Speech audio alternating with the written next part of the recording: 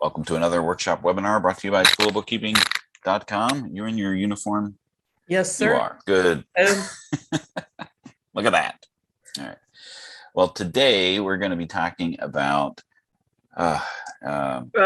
it's a painful process. And so what we're going to be talking about is Stripe and PayPal.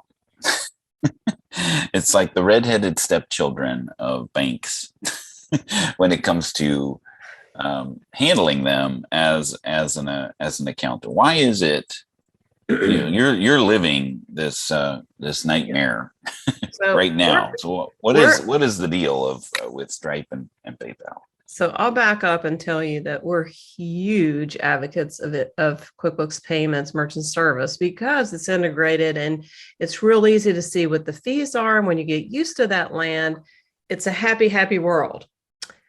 But it doesn't work everywhere. So even at CBG and School of Bookkeeping, we have the drama of PayPal at CBG, and we have the drama of Stripe at School of Bookkeeping. So the problem with these ideas, and includes Square, and you can go yada, yada, yada, and your bank and so on, they send over your deposit in Stripe after taking out their fees. Now, is that by accident? No, they don't want you to know how much you're paying for it. So if you have a customer that is using Stripe and they could actually use Intuit or QuickBooks Payments instead, then switch them because it takes so much time to reconcile. PayPal has got one more monster to it. PayPal is also something you can use to pay people. So when I get something I'm supposed to pay for at CBG and they're like, oh, use PayPal, I'm all excited, but boom, that came out of the money that's sitting in there waiting for me to manually transfer in. So now I've made all these sales with all these fees thrown in, and then I paid for something. So then I'm like, wait, let's transfer that amount in. Well, what is that amount? That's the problem. And it doesn't get any easier because when you start to Google, okay, well, how do I connect my Stripe with QuickBooks? My Lord, you're inundated with someone or something wanting to help you with this process, right? Because and let's just kind of take a step back and talk about what Stripe and PayPal actually are. Right. So they're payment processors, right? They process payments in a variety of ways, and Stripe is probably, would you say, Carrie, that they're probably the most common payment processor for websites, selling things online. They're from. Now, does Shopify use Stripe or does Shopify have its own? Shopify has its own. Okay, so there's processor. Many. And maybe it's Stripe underneath. I don't know. I mean, there was a time at QuickBooks where they had a partnership with Stripe, and when you set up a QuickBooks Merchant Service, you actually were getting a Stripe account, and that didn't go well. Now, don't get confused. They don't do that. And we need to add, and I know many people are familiar with Venmo. Mm-hmm. So it's the same idea. Money goes in, money goes out. If you take your mind and treat it as a payment method or another bank account, because I think the important thing is before we get to how to figure it out, you're saying, what is it? But why would you even use it? You need to understand the mechanics of the transactions so that you can figure out where the and we kind of we were forced into using Stripe, because we as we've mentioned before, we transitioned to another platform. Their only form of processing is through a partnership with Stripe, so we had to use the Stripe account, right? We would have loved to use a QuickBooks Payments because it's way better and cheaper. To your point, right? It's allowing the bookkeeping and the billing to be done at the same time, right? Francisco mentioned in the chat, yes, the fees are outrageous. When you look at that, and They don't some want you to look people, at it. They yeah, they don't don't want want you you to to. they don't want you to see it, right? But ultimately what happens is a payment is processed, whether through Stripe or PayPal. PayPal or Venmo The, or Shopify or doesn't matter. bank. And then, in a perfect world, you have multiple payments happening in a day, right? So Oh, you're batching. right. Intuit does a So pretty batch job, not this. and then there's going to be a funding delay, right? PayPal is a little bit of a different animal in that they have a PayPal balance, right? And then that you can utilize to send money elsewhere. Like you can, and you can pay for things out of your PayPal balance, or say, hey, I want that to go into my actual bank account, please. And then there's going to be some time delay between the time that happens and the time that you take out the funds or withdraw the funds. But before it gets from the sale to the funds, in PayPal or even in Stripe, they don't do this out of the kindness of their heart. No, they take a fee They out. take some fees out, right? Not just So one, but like multiple, two. yeah, like Stripe, because credit card fraud is pretty rampant. They charge a fraud fee, which some might say that's the fraud. But they charge a fee to make sure that the card is not fraudulent, right? So there's a small, pennies, type of thing, but of course that adds up. But you have the reassurance that you won't have chargebacks, because guess what? If you have a chargeback, that's more fees, right? So all of these things are centered around fees. Did I say fraud or frog? Yeah, there's a frog fee. No. So the reconciliation of what I sold to what actually came into the bank account is what drives accountants and bookkeepers bonkers. And the customer doesn't understand because they don't know what they don't know. Unless you're watching as a customer and you're the one who is in charge of this, it's not easy. We've done this for so many years. We don't talk about how many, it's a lot, that we've figured out workarounds, and it's still not easy. So make sure you're charging, or if you're working for somebody, that they know how much time it's taking. It's awful. And the challenge is that, okay, in an example, right? I sell something for $100, and what ultimately comes into my bank account is the $100 minus the fees, right? That's a simple example, right? So what actually comes into the bank account, or coming in through the bank feeds, is $97.50, right? Where are you doing the accounting, right? I mean, are you counting the sale, or are you just doing things from the bank account's perspective? If you're just doing it from the bank account's perspective, all you see is a deposit for $97.50. What do you do with that, right? Like that's part of the practices of working with a client, that sometimes you need to peel back the layers of the onion and see what they're doing, and understanding, oh, there's more than what we're dealing with. I had a coffee client. He had Square, he had Shopify, he had PayPal, he had he had other things, right? And all he was doing was bringing them in from the bank feed and saying Shopify sales, so there was no breakdown, right, as far as what was actually sold. He was just categorizing them as income from the bank feed based on the net deposit. And then he also was selling to Whole Foods, right? So Whole Foods, he would charge them credit cards, and those would actually be in his QuickBooks as sales. And then he wants to then reconcile the deposit from from Square or whatever his credit card processor was with those lump sum deposits. So then it was a nightmare, to try to peel that layer back, because when he came to me, he's like, I've got $442,000 extra on my income statement that's not in my bank account. Right? Yeah, and that's part of the feed problems. If you're expecting 100 and your feed comes in at 97.50, you may actually enter that sale in twice. Right.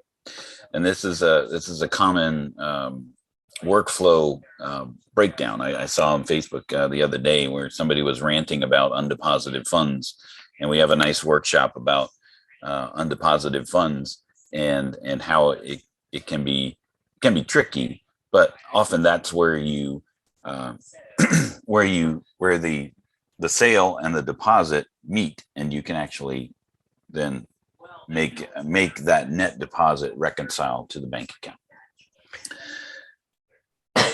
Oh, you're getting all choked up. Yeah. So, there's several ways to slice this, and one of them can be extremely sloppy, and whatever Shopify says, that's your sales, and call it a day. How do you know if you got paid for all of your sales? Are you sending out, that's the downfall of that is there can be fraud. You could be shipping off inventory that someone actually didn't pay for. The card could be returned. There's a number of things that just taking cash basis accounting and running with it, you could be ripped off and have no idea. Yeah, because if you're only recognizing things based on the bank account, that's taking a lot of faith and trust that the credit card processor is processed the card and is depositing the funds, and having no idea what those fees actually broke down to. So and I would imagine too, if you get audited and you're doing that with PayPal and you got expenses going through, how are you going to substantiate? Let's say I paid casual labor. You've got a lot of moving pieces that you're not accounting for. So we don't recommend doing it that way. We recommend the time-consuming hard way, so you can manage your books. And then next week, we'll have Bookkeep joining us because they have a solution to help bookkeepers, manage and reconcile these sales to deposits, so that you're not necessarily needing to itemize and make sure that all of those sales did come over. But the important thing to distinguish with Stripe and PayPal is that they are just payment processors, right? So, and that's really what we're kind of focused on with regards to handling that inside of QuickBooks, is that the reconciling the difference between what was actually processed and what was actually deposited, Right. which in its simplest forms, you can just find out what the fees are and make that discrepancy adjustment. What has been your best practice with regards to let's just take PayPal, because that's the hell you're living. I'm living it as we speak. So my best practice is to enter the sale in as you expect it, and then to create a bank account in my chart of accounts called PayPal. And then I pull those statements by month and I match it up like I'm treating a bank account. And then when I decide, because PayPal just sits there until you move the money, then that money is just simply a transfer. Year end, I like to be real clean with it and have it be a zero balance, but that doesn't always happen. It's going to land on the balance sheet. But by doing that, and I was reconciling the past year, I noticed that, guess what? The fees went up.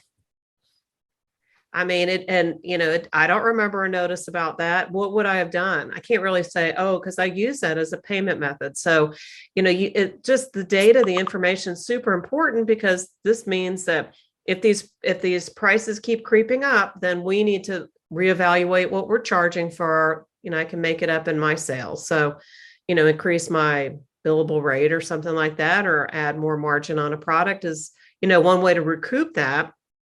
There's also some people who like to do you're going to pay me outside of a check. then I'm going to charge you to process it. But my opinion is if I don't have to go to the bank, that saves me time too. So it's just the data is super important. Peel it back, go back to the details, go old school. One step from paper and pen is, at least having it in the software and reconciling it like a checkbook. Check it off and reconcile it to the beginning and ending balance. And then your books are good.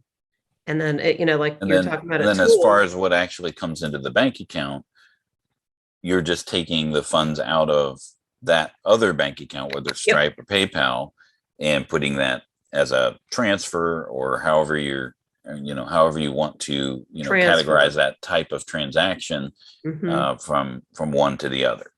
Yes. Right? The other caveat with PayPal is that when you pay for things from your PayPal and you've linked your bank account, there's this immediate suckage of funds that comes out of your bank account to pay that. So if you're not using your PayPal balance to pay these things and you've tied it to the business bank account, then as soon as you pay for something with PayPal, then it immediately pulls those funds and withdraws those funds from your bank account. And all of this looks super clear on the statement, right?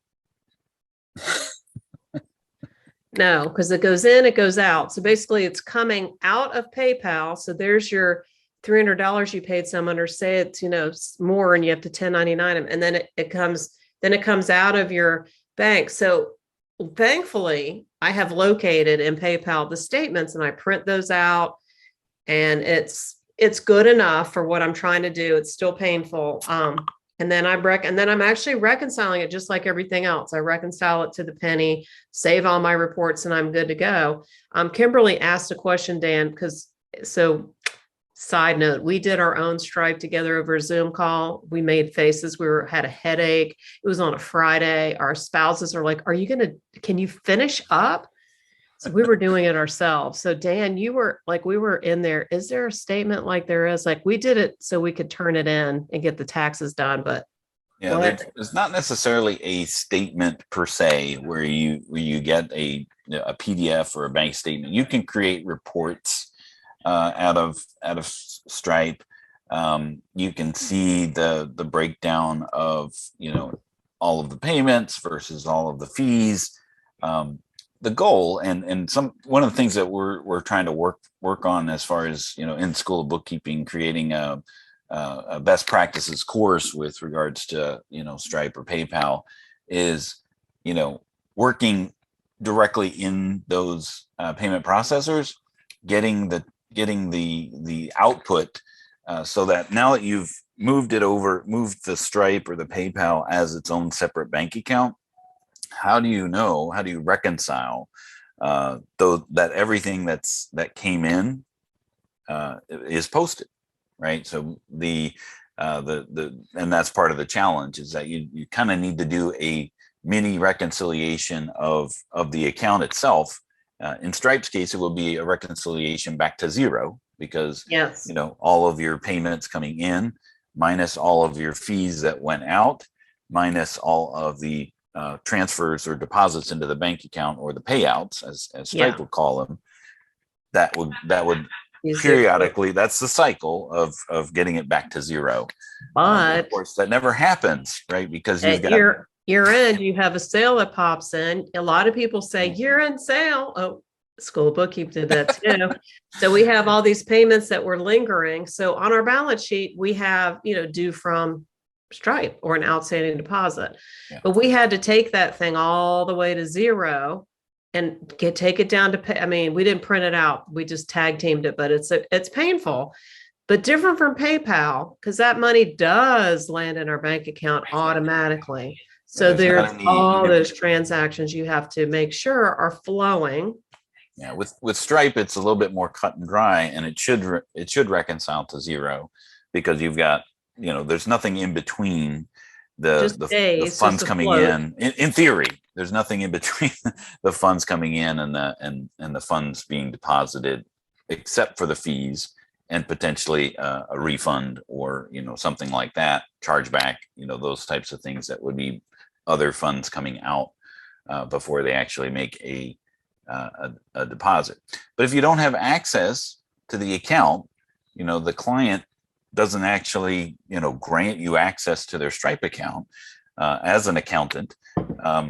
You're at the mercy of what comes in. So what we'll be talking about with Bookkeep next week is how Bookkeep can actually serve as that platform that makes sure that all the transactions that came in minus all the fees post to QuickBooks appropriately. But it only works with QuickBooks Online. So if you want to use that with desktop, sorry, you're out of luck. Oh, well. So we've got a comment, or you see that under Q&A? She did a demo with with Q&A. I'm sorry. She said she did a demo with Bookkeep, and it was pretty neat. So we'll have them on to talk about. Let's see here. Let me just read this. We run into many of those problems. What I decided to do with PayPal fees is transfer the total amount to the customer owes, which is easy for my bookkeeper to post to AR. I then review the PayPal account each month and transfer money into the account to cover the fees. Usually an estimate of about $100. We classify the money sent into the account as PayPal fees. It is close enough for me to do the internal bookkeeping just as necessary. Stripe is unfortunately not so user friendly.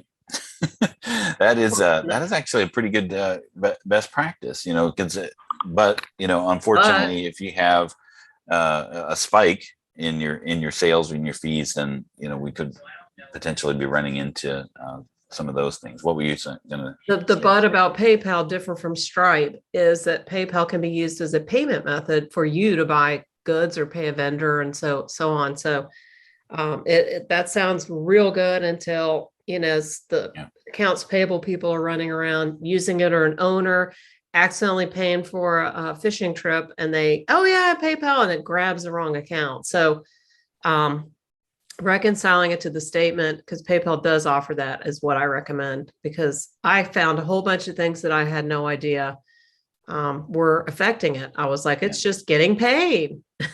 and part of some of the challenges of using an app to connect. So Intuit has created two apps. I'm sorry, one for PayPal. So the Connect to PayPal is an app that Intuit created to help get the PayPal transactions into QuickBooks. Unfortunately, the challenge that app does is it wants to record the sale, right? So if you are already recording the sale inside of QuickBooks, and then here comes the Connect with PayPal app to want to do that as well. Now you've robbed Peter to pay Paul, right? You've taken, you're able to reconcile your fees a lot better, but now you've double stated your income because you've got your sale already in it, and then PayPal comes in and wants to put another sale on the books, which doesn't have any detail, right, about what it is that you sold. So that's the challenge, right? So what I suggest typically to do is especially with PayPal, is don't connect it as the app, connect it just as a bank, right?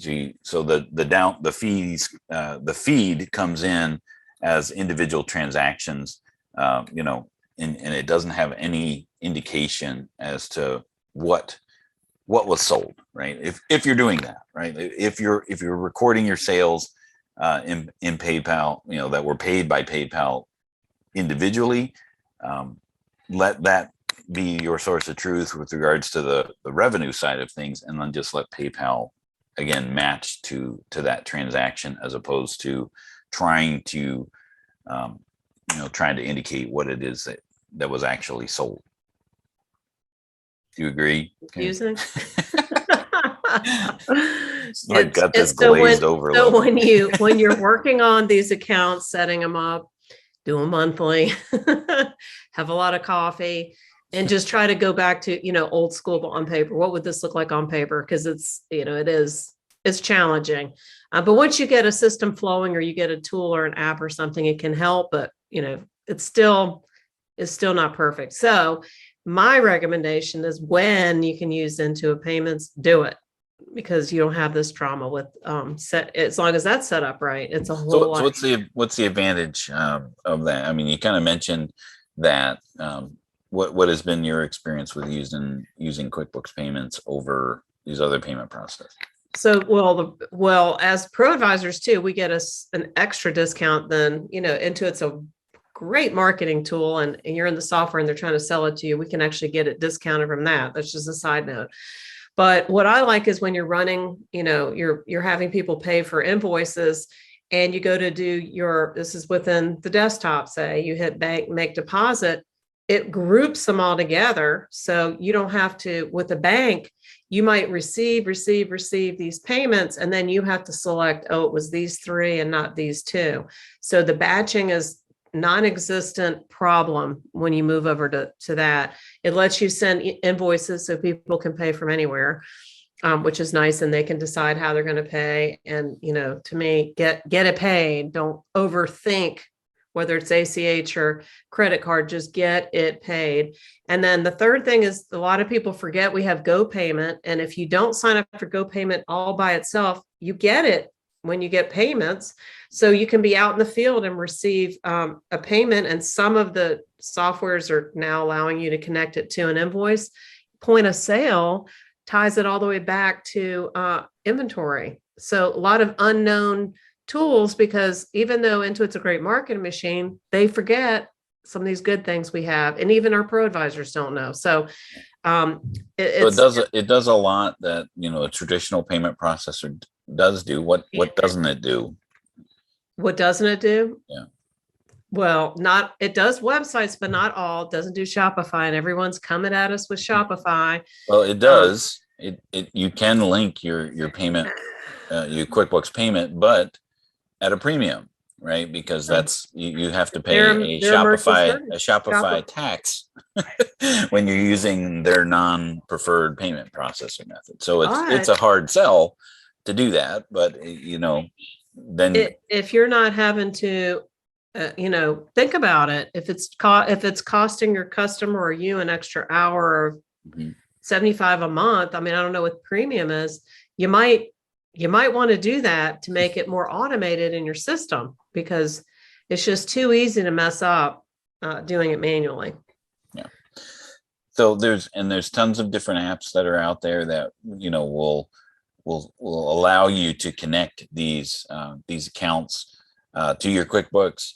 But again, if the only thing is combining, reconciling the payments to what's actually been deposited, keep that separate from recording the sales, because a lot of these apps will just say, hey, we'll connect your app to it, but then it will be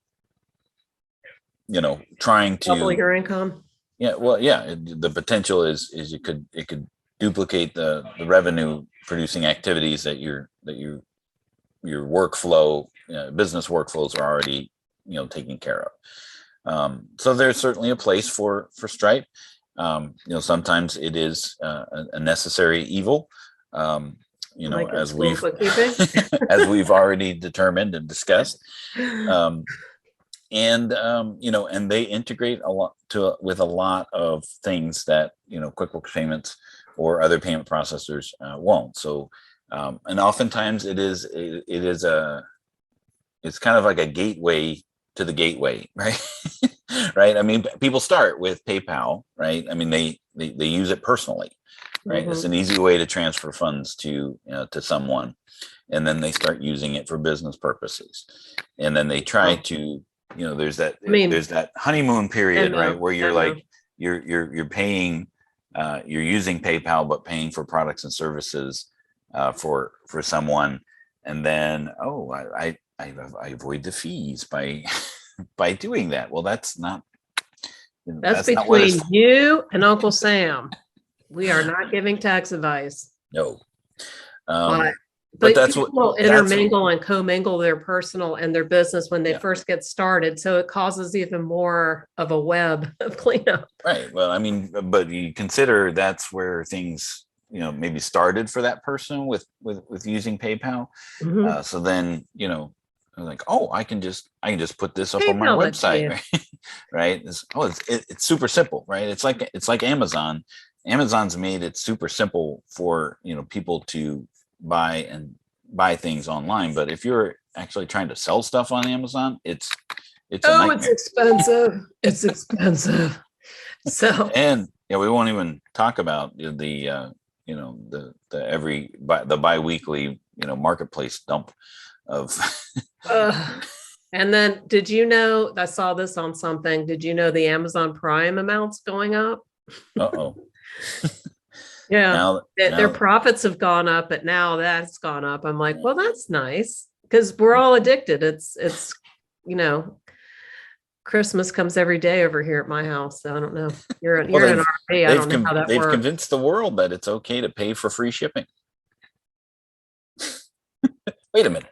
You're paying for free shipping. And I've fallen for it. Yeah. Oh, and then your kids want to get in your account because you have Prime. Yeah. And who ends up paying for those things they order on your account? All right. Well, we're I've digressing. I've a gone little sideways.